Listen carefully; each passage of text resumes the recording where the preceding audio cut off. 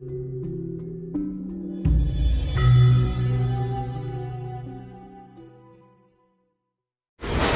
pribadi sebenarnya ada satu hal yang belum sempat saya sampaikan kepada keluarganya tentang pesan yang saya dapatkan secara batiniah, spiritual dari Mbab. Keluarganya ke Bali kemarin. Tapi ini tidak akan saya ungkap dulu, lebih dulu karena saya harus butuh izin dulu kepada keluarganya. Yang pasti bagi saya beliau adalah seorang ayah, sosok yang bijaksana, dan perjuangannya saya rasa tidak boleh disia-siakan, harus diteruskan. Karena itu juga yang membuat saya cocok dan klop dengan Mbab.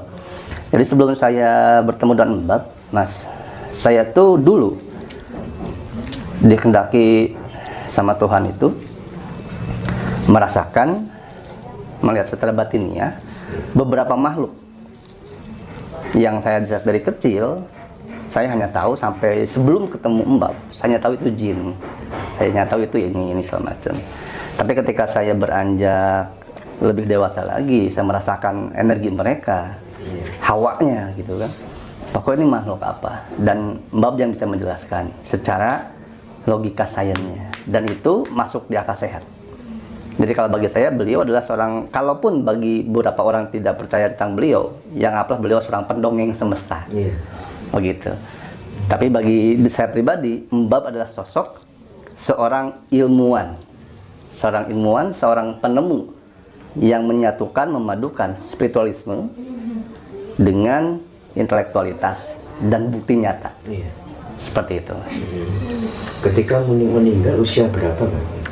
Usianya sendiri saya tidak tahu tepatnya, karena saya pribadi ketika bergaul dengan Mbab, saya tuh bukan orang yang masuk ke tanah pribadinya, gitu. Tapi saya rasa beliau sudah hampir 60-an sih, saya rasa begitu usianya.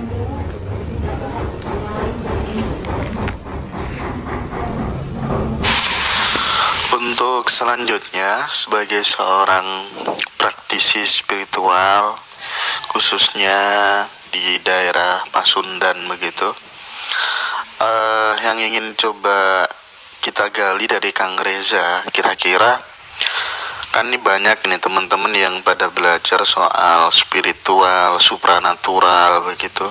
Kira-kira letak perbedaan antara spiritual dan supranatural itu apa, Kang ya? Baik, sebelumnya pengapunten loh, aku tuh gak enak dan gimana rasanya disebut praktis supranatural. Karena aku tuh ngerasa, ya aku nggak bisa apa-apa. Aku bukan orang yang ibaratnya belajar rasa itu soal praktisi supranatural dan sebagainya. Jadi agak gimana ya? Saya rasa belum layak lah saya. Bukan lah, mungkin orang yang belajar tapi belajar rasa nemu gitu. Jadi belum pantas lah layak praktisi supranatural. Malu aku kalau seperti itu. Karena banyak yang saya harus masih pelajari, masih banyak kesalahan, masih banyak yang belum saya tahu. Tapi kalau setahu saya ini Mas ya, tapi pengapunten kalau misalnya ada yang menyaksikan, kalau kurang sepaham atau malah beda paham, yang saya pahami, spiritual bedanya dengan supernatural. Karena memang di Nusantara sendiri, sejak dulu malah banyak yang tidak bisa membedakan. Ada yang mohon maaf, ada misalnya yang spiritual itu pasti berkaitan dengan makhluk gaib, santet terus segala macam, padahal tidak. Yang saya pahami, ketika kita bicara spiritual, kalau misalnya kita ibaratkan, ada orang sakti mandraguna, gitu Mas, kebal dibacok, bisa terbang, bisa jalan di atas air, bisa memindahkan gunung, itu tidak sedikit pun menyentuh ranah spiritual. Begitu. Jadi kalau diibaratkan bedanya apa dengan spiritual, dengan supranatural. Supranatural itu yang saya pahami adalah segala sesuatu yang didapatkan atau bisa dilakukan oleh seseorang, bisa dari lelaku, bisa dari ibaratnya ijazah seorang. Jadi kalau bedanya spiritual dengan supranatural, seperti ibaratnya spiritual ini pusat sumber, induknya. Supranatural itu adalah salah satu, kalau di perusahaan itu divisinya. Karena saya memahami tingkat spiritualitas paling tinggi adalah mengenal Tuhannya sendiri. Sedangkan, mohon maaf, walaupun tanpa menyudutkan atau siapapun orang-orang di luar sana, sebagai praktisi spiritual, supranatural, dan sebagainya, bagi saya banyak orang yang menjalani, orang yang disebut praktisi supranatural atau metafisika, tapi belum mengenal Tuhan. Begitu. Atau bahkan jauh tidak percaya dengan Tuhan.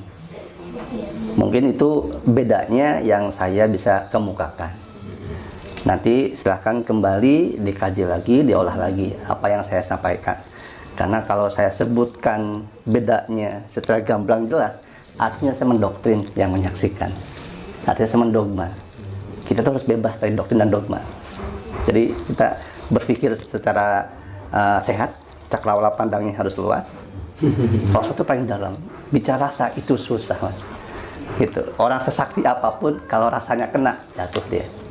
Orang mau sakti, apalagi laki-laki, kan tekadnya kuat laki-laki gitu. Set, dikasih patah hati, nguyu Mas dia. Nangis dia pasti gede kan. Gitu. Kecuali orang-orang yang sudah sampai ke tingkatan spiritualitas tertentu, yang dia bisa mengalihkan rasa cinta kepada sesama jenis, kepada baktinya, kepada alam semesta dan Tuhan. Mungkin itu yang bisa saya sampaikan. Apapun salah kurangnya atau tidak sesuai mungkin seperti yang ditanyakan. Saya nak menambah sedikit kan ya. Tadi Kang Reza mengatakan orang berspiritual belum tentu mengetahui Tuhan ya. Yang supranatural belum menemukan Tuhan ya. Betul.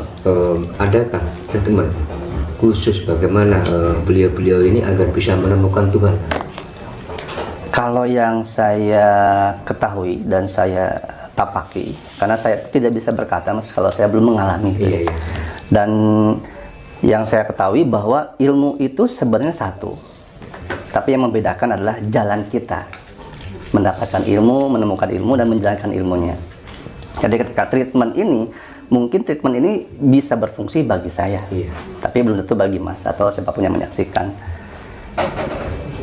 Belum tentu supranatural mengenal Tuhan. Lalu bagaimana treatmentnya?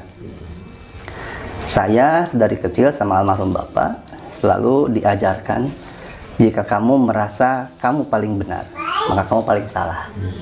Gitu. Ada beberapa hal yang harus kamu pahami dulu sebelum kamu belajar dan mengetahui hal-hal di luar diri kamu. Jadi kenali dulu diri kamu. Gitu. Kita harus kenali diri kita itu ada apa, ada siapa, kitanya siapa, ini itu apa, kitanya hanya cangkang, hanya raga. Di balik raga itu ada apa di dalamnya, tubuh itu ada berapa. Jadi harus didalami dulu diri kita itu apa, dikaji diri dulu, sampai kita ketika ingin memahami Tuhan, kita harus memahami dulu diri sendiri. Dan dalam diri kita ada beberapa unsur, Mas. Jadi treatmentnya kalau misalnya kita, yang saya sedang tapaki dan belajar terus, Mas. Jadi ada 7 sebenarnya, ada 7. Yang pertama itu kita harus menghilangkan bahwa diri kita Tuhan. Jangan merasa kita Tuhan. Terkadang manusia lupa, tanpa sadar kita merasa diri kita Tuhan. Contoh misalnya, ketika kita meraih sebuah kesuksesan, kita meraih sebuah gelar pekerjaan, lulus dari kuliah, dapat gelar MBA apa segala macam. Banyak orang lupa, dia berkata ini hasil belajarku.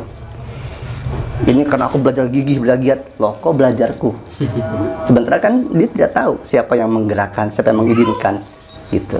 Nah, ini dihilangkan dulu. Siapa yang jadi manusianya? Gitu. Tuhannya harus dihilangkan dulu. Jangan merasa menjadi Tuhan. Lalu yang keduanya, ini kita harus menghilangkan diri kita sebagai malaikat. Kalau bahasa Arabnya, kalau di bahasa Kesundaannya Batara, Batara Batari, Dang Hyang, Sang Hyang, Rahyang. Gitu. Sebenarnya sama, hanya beda sebutan aja. Pangapunten kalau apa yang saya sebutkan mungkin tidak sepaham dengan yang saya sampaikan. Tapi begitulah Mas, saya itu orangnya apa yang disampaikan ya itu yang keluar. Jadi kalau nanti misalnya ada yang perlu edit aja, kalau membahayakan. Gitu. Tapi emang kayak yang disampaikan harus disampaikan. Jadi kita harus menghilangkan diri kita dari masa malaikat. Apa itu malaikat? Malaikat itu yang selalu benar, suci. Jadi kita manusia jangan merasa diri kita suci. Setinggi apapun derajat kita, Mau mohon maaf, mau kita romo, kiai, pendeta, pastor, itu kita jangan merasa kita paling suci. Setiap manusia tidak ada yang lepas dari dosa atau dari karma. Iya. Hukum tabur tuai pasti ada. Nah, kita lepas dulu dari perasaan kita, oh saya emang nggak pernah lakukan dosa, saya emang pernah salah. Nah, itu harus lepas dulu. Minimal manusia pasti salah kepada dirinya, selalu mengikuti egonya, hawa nafsunya, malasnya. Ketika kita melakukan ada hal yang kita terima pada diri kita, lalu kita kecewa, kita merasa sengsara, cenderung manusia menyalahkan orang lain karena dia merasa dia nggak pernah berdosa, nggak pernah bersalah. Jadi hilangkan dulu. Yang pertama, hilangkan dia sebagai Tuhan, dirinya. Yang kedua, hilangkan diri dia sebagai malaikat yang selalu benar, suci. Nah, yang ketiga, hilangkan dia sebagai setan. Apa itu setan? Dia yang merasa menang sendiri, tidak mau disalahkan, tidak mau dikoreksi, gitu. Dalam setiap peradaban, setiap ajaran agama, pasti selalu ada kisah tersebut. Di Islam seperti ini, di Kejawen seperti itu, di Kesundanan seperti itu, pasti ada kisah pembangkangan. Selalu merasa benar, selalu merasa dia tidak mau dikoreksi, otoriter, diktator, gitu. Nah, ini kita harus dihilangkan dulu dalam diri kita. Harus dihilangkan dulu dalam diri kita sifat yang tidak mau kalah, artinya mau menang sendiri. Terus dihilangkan Tuhan, malaikat, setan. Yang keempat, kita harus hilangkan diri kita dari sifat binatang. Gitu. Kita bukan hewan kan. Kalau kita bukan Tuhan, itu siapa? Malaikat, bukan juga, hilangkan. Bukan malaikat, kita setan. Oh, bukan setan, hilangkan. Terus kita binatang, bukan. Hilangkan. Apa itu sifat binatang? Serakah. Gitu. Semua pasti sudah mengenal sifat binatang. Tidak perlu saya jelaskan lebar ya. Nah, terus kalau kita bukan Tuhan, kita bukan malaikat, bukan setan, bukan binatang, lalu kita apa? Kita ini manusia. Apa itu manusia? Manusia itu tempatnya salah, tempatnya khilaf, tempatnya lupa. Nah, kita sadari diri kita itu manusia. Sementara ketika kita bicara dengan manusia, benarkah kita sudah menjadi manusia? Masih dalam lagi. Gitu. Saya pribadi kalau saya menyebut diri saya manusia, kayaknya belum layak, Mas. Gitu. Kalau di bahasa Sunda ada jelema, ada manusia, ada dewasa, ada dewata. Jadi yang pertama itu jelema dulu. Jelema itu merejel ti emak, artinya keluar dari mama gitu, lahir. Gitu. Nah, jadi kita harus tahu dulu kita tuh apa, manusia. Yang baru ketujuh, kalau kita sudah mengenal diri kita manusia yang seperti apa, baru kita akan bisa mengenal Tuhan. Dan di saat itulah kita proses ini semua itu proses spiritual. Tanpa kita menghilangkan diri kita merasa Tuhan, merasa kita benar, maka spiritual akan jauh. Itu yang saya pahami. Jadi kalau treatmentnya mungkin itu yang bisa saya bagi. Semoga bermanfaat. Problem manusia itu kan selalu dirinya, hatinya itu dihantui rasa keegoan ya. Bagaimana Kang cara untuk menghilangkan atau menetralisir rasa keegoan pada diri manusia itu? Bagi saya dihilangkan nggak bisa, Mas. Nggak bisa. Tapi kan bisa dikurangi kan? Betul, dikendalikan. Karena kalau ego dari hilang, kita nggak sempurna. Layaknya setan, layaknya iblis, itu nggak bisa dihilangkan. Tapi kita kendalikan, kita kontrol. Gitu. Memerangi perang yang sesungguhnya adalah perang melawan diri sendiri. Begitu. Jadi untuk meminimalisir untuk keegoisan diri kita, itu semua sebenarnya leluhur kita dari apapun itu ajaran kepercayaannya. Kalau saya pribadi, ketika ditanya mungkin apa leluhur ajaran kita sesungguhnya, yang saya baru temukan beberapa belas tahun ini, gitu kan. Leluhur kita tuh ajarannya satu, itu berasal dari Kapitayan, yang menyebar kemana-mana. Dari Kapitayan, akhirnya ada Kejawen, Sunda Wiwitan, ada Karahingan, ada Paralin, dan lain sebagainya, banyak di Nusantara. Setiap ajaran-ajaran yang bersatu dengan alam, itu pasti ajaran dari Nusantara.